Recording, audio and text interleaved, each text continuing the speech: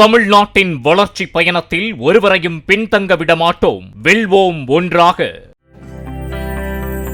தமிழகத்தில் ஒரு வலுவான கூட்டணி அமைந்திருப்பதாகவும் 2026இல் தேசிய ஜனநாயக கூட்டணி ஆட்சி அமைந்தவுடன் ஹிந்தி திணிப்பு இல்லாத புதிய கல்விக் கொள்கை தமிழகத்தில் உடனடியாக அமல்படுத்தப்படும் என்றும் பாஜக மூத்த தலைவர் தமிழிசை சவுந்தரராஜன் தெரிவித்தார்.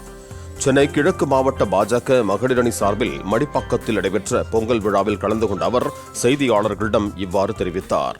2026 தேசிய ஜனநாயக கூட்டணி வந்த உடனேயே இந்தி திணிப்பு இல்லாத, மறுபடியும் சொல்றேன், புதிய கல்விக் கொள்கை, தேசிய கல்விக் கொள்கை இந்திய திணிக்கல, ஆனா கல்வியை மேம்படுத்துகிறது.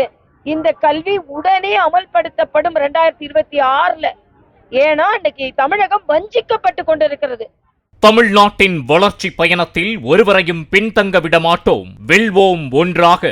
பிளே ஸ்டோர் மற்றும் ஆப் ஸ்டோரில் இருந்து பாலிமர் செயலியை QR கோடு மூலம் பதிவிறக்கம் செய்யுங்கள். செய்திகளை உடனுக்குடன் பெறுங்கள்.